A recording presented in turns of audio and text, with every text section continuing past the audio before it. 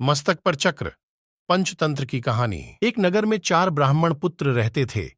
चारों में गहरी मैत्री थी। चारों ही निर्धन थे।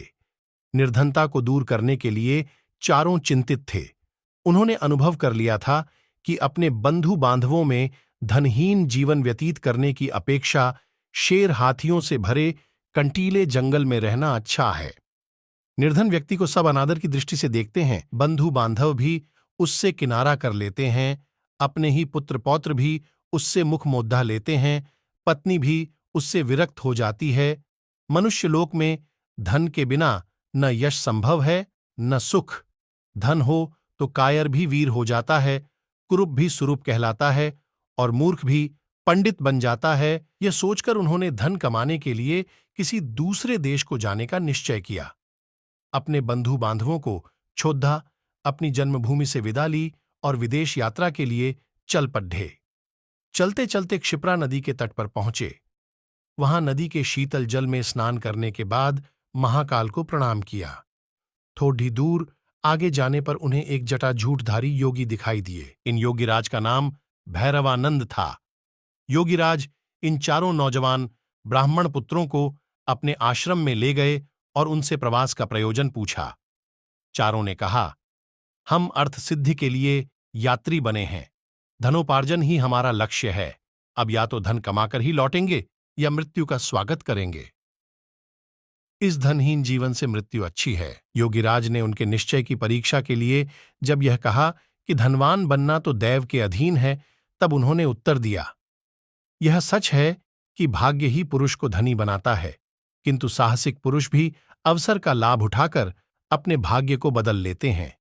पुरुष का पौरुष कभी कभी दैव से भी अधिक बलवान हो जाता है। इसलिए आप हमें भाग्य का नाम लेकर निरुत्साहित न करें।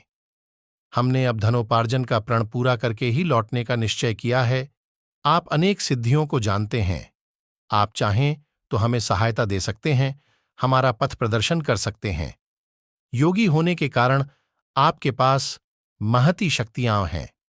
हमारा निश्चय भी महान है। महान ही महान की सहायता कर सकता है। भैरवानंद को उनकी दृढ़ता देखकर प्रसन्नता हुई।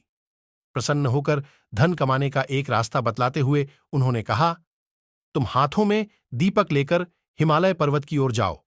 वहां जाते जाते जब तुम्हारे हाथ का दीपक नीचे गिर पडड्ढे तो ठहर जाओ। जिस स्थान पर दीपक गिरे उसे खोदो, वहीं तुम्हें धन मिलेगा। धन लेकर वापस चले आओ। चारों युवक हाथों में दीपक लेकर चल पड्ढे। कुछ दूर जाने के बाद उनमें से एक के हाथ का दीपक भूमि पर गिर पड्ढा। उस भूमि को खोदने पर उन्हें ताम्रमयी भूमि मिली। वह तांबे की खान थी। उसने कहा, यहां जितना चाहो तांबा ले लो। अन्य युवक बोले, मूर्ख, तांबे से दरिद्रता दूर नहीं होगी।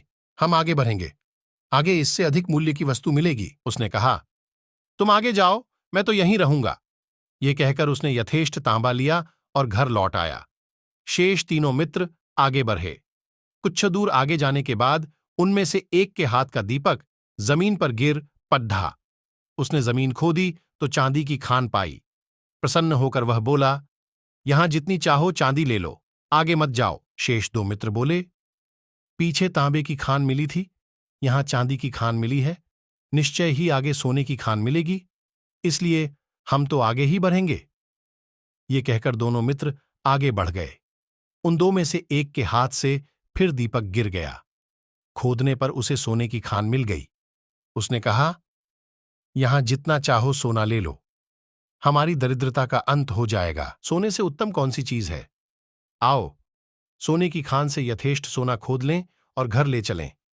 उसके मित्र ने उत्तर दिया, मूर्ख, पहले तांबा मिला था, फिर चांदी मिली, अब सोना मिला है। निश्चय ही आगे रत्नों की खान होगी। सोने की खान छोड़ दे और आगे चल। किंतु वह न माना। उसने कहा, मैं तो सोना लेकर ही घर चला जाऊंगा, तूने आगे जाना है तो जा। अब वह चौथा युवक एकाकी आगे बढ़ा। रास्ता बद्धा विकट था। कांटों से उसका पैर छलनी हो गया। बर्फीले रास्तों पर चलते चलते शरीर जीर्ण शीर्ण हो गया, किंतु वह आगे ही आगे बढ़ता गया। बहुत दूर जाने के बाद उसे एक मनुष्य मिला, जिसका सारा शरीर खून से लटपट था और जिसके मस्तक पर चक्र घूम रहा था। उसके पास जाकर चौथा युवक बोला, तुम कौन हो? तुम्हारे मस्तक पर चक्र क्यों घूम रहा है? यहां कहीं जलाशय है तो बतलाओ, मुझे प्यास लगी है। ये कहते ही उसके मस्तक का चक्र उतरकर ब्राह्मण युवक के मस्तक पर लग गया।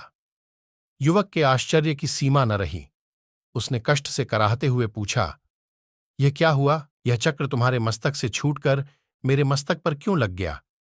अजनबी मनुष्य ने उत्तर दिया, मेरे मस्तक पर भी ये इसी तरह अचानक लग गया था। अब यह तुम्हारे मस्तक से तभी उतरेगा जब कोई व्यक्ति धन के लोभ में घूमता हुआ यहां तक पहुंचेगा और तुमसे बात करेगा। युवक ने पूछा, यह कब होगा? अजनबी, अब कौन राजा राज्य कर रहा है? युवक, वीणा वत्सराज। अजनबी, मुझे काल का ज्ञान नहीं। मैं राजा राम के राज्य में दरिद्र हुआ था और सिद्धि का दीपक लेकर यहां तक पहुंचा था। मैंने भी एक और मनुष्य से यही प्रश्न किए थे जो तुमने मुझसे किए हैं।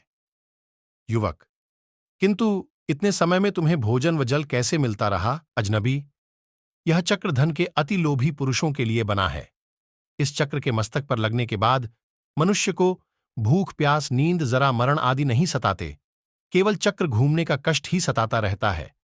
वह व्यक्ति अनंत काल तक कष्ट भोगता है। यह कहकर वह चला गया और वह अति लोभी ब्राह्मण युवक कष्ट भोगने के लिए वहीं रह गया। सीख, लालच बुरी बला है। मुख्य पृष्ठ, संपूर्ण पंचतंत्र की कहानियां। मुख्य पृष्ठ, संपूर्ण हिंदी कहानियां।